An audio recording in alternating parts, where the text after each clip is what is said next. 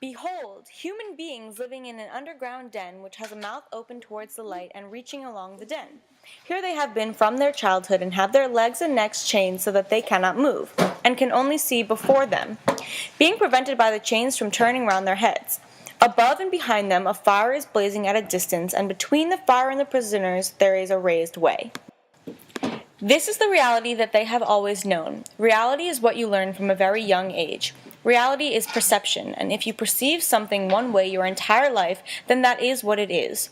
It is real. Even though this may not be everyone's reality, it can be one person's reality. And do you see, I said, men passing along the walls, carrying all sorts of vessels and statues and figures of animals made of wood and stone and various materials which appear over the wall? Some of them are talking, others silent. The shadows speak. They are the real people. Like ourselves, I replied, and they see only their own shadows, or the shadows of one another, which the fire throws on the opposite wall of the cave? At first, when any of them is liberated and compelled suddenly to stand up and turn his neck round, and walk and look towards the light, he will suffer sharp pains. The glare will distress him, and he will be unable to see the realities of which in his former state he had seen the shadows, and then conceives someone saying to him that what he saw before was an illusion, but now, when he is approaching nearer to being and his eye is turned towards more real existence, he has a clearer vision. What will be his reply? And you may further imagine that his instructor is pointing to the objects as they pass and requiring him to name them. Will he not be perplexed? Will he not fancy that the shadows which he formerly saw are truer than the objects which are now shown to him? Far truer. And suppose once more that he is reluctantly dragged up a steep and rugged ascent and held fast until he is forced into the presence of the sun himself. Is he not likely to be pained and irritated? When he approaches the light, his eyes will be dazzled, and he will not be able to see anything at all of what are now called realities. Not all in a moment, he said. His new reality will erase his old one, even though it has been with him for a much longer time. His mind is evolving and adapting to his surroundings. Last of all, he will be able to see the sun, and not more reflections of him in the water, but he will see him in his own proper place, and not in another, and he will contemplate him as he is. Better to be the poor servant of a poor master, and to endure anything, rather than think as they do and live after their manner? I would never be able to live a lie. If I were to be a servant, it would have to be for someone who held the same views as I.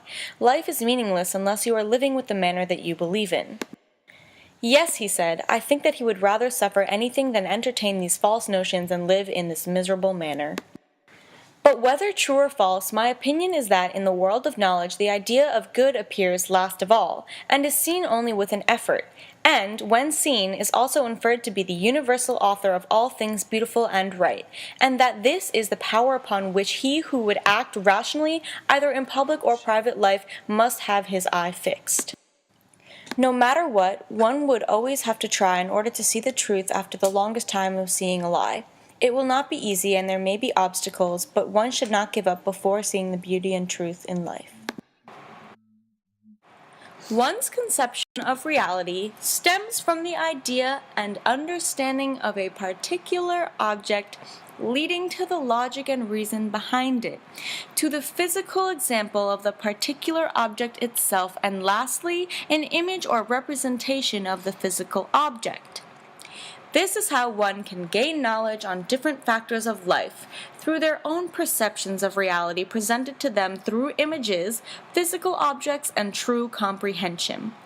A person's own perception and opinion builds up the foundation of their reality. It leads to reasoning and the deeper factors of physical objects, such as mathematical and logical forms, as well as higher forms that cannot be explained or fully grasped. When finally all factors are understood, one can experience the true depths of reality.